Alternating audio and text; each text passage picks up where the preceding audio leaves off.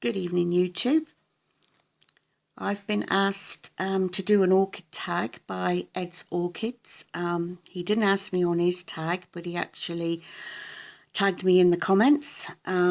So I'm his third tag. I don't know if that's breaking the rules or no, but anyway, here we go. So the first question is, what part of the world are you growing orchids in? Well, I'm actually growing orchids in New Zealand. I live on the South Island in Canterbury, North Canterbury, in a small area called West Ayrton. I'm not originally from New Zealand. I came out 13 years ago with my family, and I lived in the southwest of England. So, yeah, so been here 13 years. Question 2. How long have you been growing orchids, and can you remember which was your first orchid, plus have you still got it? Well, I've been growing orchids for a year. I started last November with just a few Phalaenopsis. So here's my first orchid. I apologise for the noise, it's the spa pool. We've just had a spa and it's recycling. Anyway, so this was my first orchid, other than the Phalaenopsis, ones when I started branching out to more different varieties. And this is called Oncidium Wildcat. It wasn't a very good specimen. I didn't realise it at the time. It was very wobbly in its pot, and it didn't do well at all. And it did die back considerably, but I see it's putting up a new shoot now. It's still looking rather sick, but it's still going.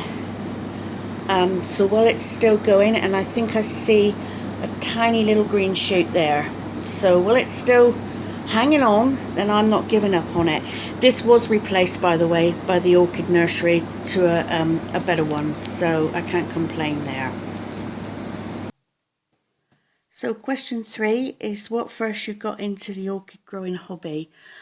Well, for me, from those first 5 or 6 Phalaenopsis, I realised that I could, I managed to get them to respike over winter in the bathroom window. Virtually didn't really take much notice of them, gave them hardly any water, and away they came. And I thought, oh, maybe it's not so hard growing orchids after all. So from there, I got a couple of other ones, Oncidium Wildcat for one. And then I sort of branched out. I liked making different things and trying experiments, etc. And I like doing these tanks. So that's another one of my hobbies. And obviously from those first few Phalaenopsis, my collection has grown considerably. So yeah, really like Phalaenopsis. So question 4 is, what kind of growing space do you have? Well, this is one of my grow spaces. I'll just back up a bit so you can see. This is my indoor grow space. I keep all my Phalaenopsis in here, plus my few Paphlopediums that I've got down there, and my baby Phalaenopsis there. I've also got another grow space which is outside.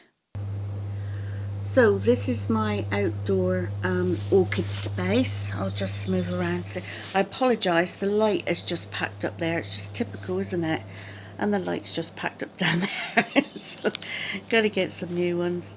Anyway, so this is my outdoor space. This was here existing building. It was all open. It was just a 3-sided open area that we used to keep our spa in.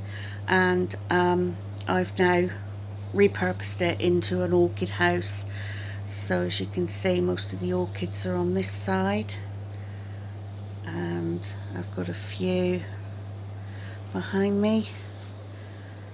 It's all my rubbish on there, and then I've got the sarcos on this side and a few other plants as well.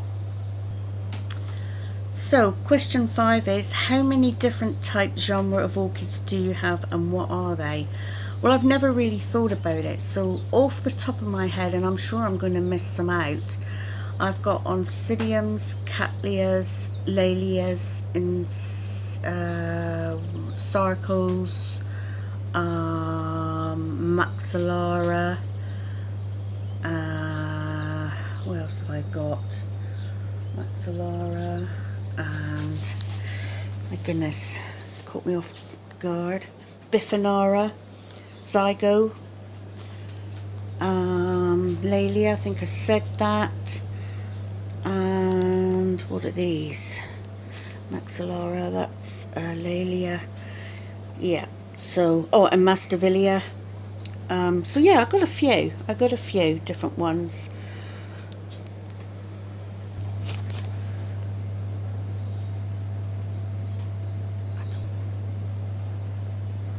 So next question is, do you actually know how many orchids you have? Well, I do, because I counted them and I was quite shocked, to be honest with you. I've got 42 phalaenopsis, 4 paphlopediums, and 100 of all the others, not to mention about 20 cymbidiums. So that really did shock me. I never realised I had so many. So yeah, that was a pretty big shock. Number 7, what would be the one thing that you could say was your top orchid gripe? I don't really have a top gripe. I mean, most people on their tag have mentioned, you know, ill advice, bad advice, bad information in books. Also, you've got, you know, the typical one, just add ice, you know, once a week. But I sort of tend to go with my gut. I've grown I've grown garden plants and did gardening for, you know, well on 40 years. And I tend to go with my instincts a little bit. They're not always right. I'm not always right, but you know, that's what I find. And I just know putting ice on orchids is the wrong thing to do. So that's one of my things. Number 8. What are your favourite places to buy orchids and least favourite? Well, I've got to say my most favourite place at the moment would be at the society meetings. Because one, you know where they're coming from, you know the growers, you know that they're going to be relatively healthy plants, and we are very limited in New Zealand where we can get them from.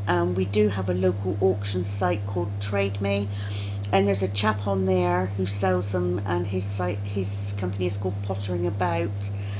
So I've bought quite a few orchids from him, and I'm very happy with his orchids. So other than that, yeah, that's my most favourite. And least favourite, I do have a least favourite site, but I'm not really going to mention it because it is unique to New Zealand, and I don't want to cause any problems for them, you know. But yes, I do have a least favourite, but we'll just leave it at that.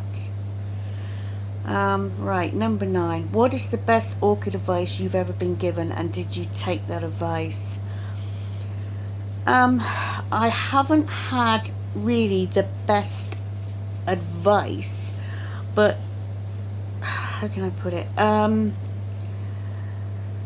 I've read, which I thought was a good advice, I read that many orchids have died from overwatering, but not so many for underwatering. And if you think your orchids need watering, wait one more day if you're unsure. And I've sort of taken that advice really, and I think that's sort of, we'll swap it around from the worst to the best advice I've been given, and that is what I definitely think is a good idea. I also, it wasn't advice, but I saw in Ed's videos, he's got a kettle in his grow space, and I thought, why didn't I put a kettle in my grow space? Because I was going in and out the house, filling up the kettle, you know, boiling it up for warm water and running in and out with it. And I thought, how stupid, I just need to bring a kettle out here. And I'd say that has saved me so much time and hassle running in and out, especially when it was raining. So I didn't get that advice, but I saw it. I think that's as good as. Right, number 10. Out of the orchids you own, which are your 5 favourite orchids? And try to include the actual orchid in your video or pictures of the blooms. So at the moment, this is orchid number 1, and that is Sarco Fitzhurst. I'll get the label. I always butcher the names. I'm hopeless with the names. Fitzhurst. So that's number 1. Or number 5, however you look at it, because they're all equal in my book. Number 2 is the one next to it, another Sarco. I really like these plants. They're neat and they're cute and pretty, and I like them, and that's that one.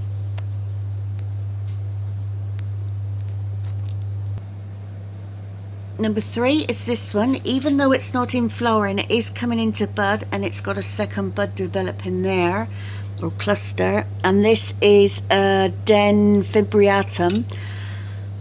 I really like that one because I've managed to bring that into spike, and I'm over the moon. So that's one of my favourites, and I'm desperate for it to open up. My next one is this gorgeous Phalaenopsis.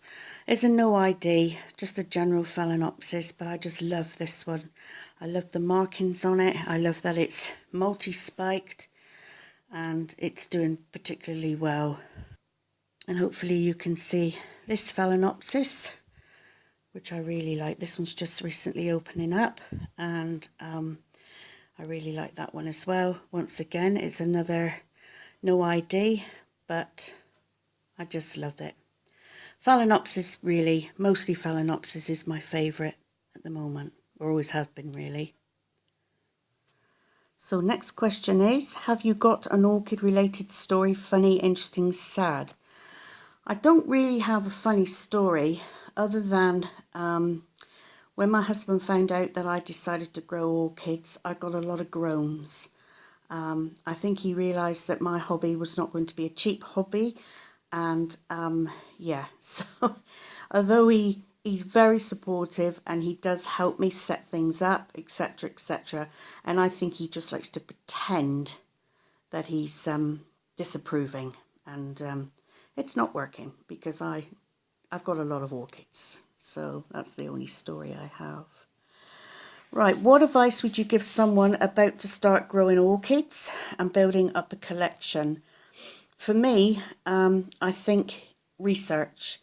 I think if you're thinking of starting the hobby, to look at YouTube channels, but I would restrict your channel to look at to maybe 3 or 4, because if you go too many channels, you can get so much conflicting information because, you know, people grow orchids in different parts of the world, different environments, different climates. There's a whole range of different issues, and what works in someone's climate or situation may not work in yours. So I would really think about that, and I would think about where you think you're going to grow them, how you're going to keep them, keep the humidity up on them, how you're going to keep them warm if you're going to grow warm orchids, and how you're going to keep them cool if you're in a hot part of the world. So there is a lot to think about, and I would start off with just a few and see how you go with those. She says, not listening to her own advice, who's collected well over 150 in a year. So yeah, so I would definitely take all those things into consideration. So that's the end of my orchid tag. I've got to nominate 2 other people now. And I would like to nominate Mouse Lily Orchids. She's back online now and uploading videos, so hopefully she'll see this tag. And also Lynn Brooks. Now I know Lynn lives in Australia, and yeah, she's back up on YouTube again now after a break. So I'd like to learn a little more about Lynn and a little more about Mouse Lily. So thanks for watching. Please subscribe, or like or dislike, and I'll catch you later. Bye for now.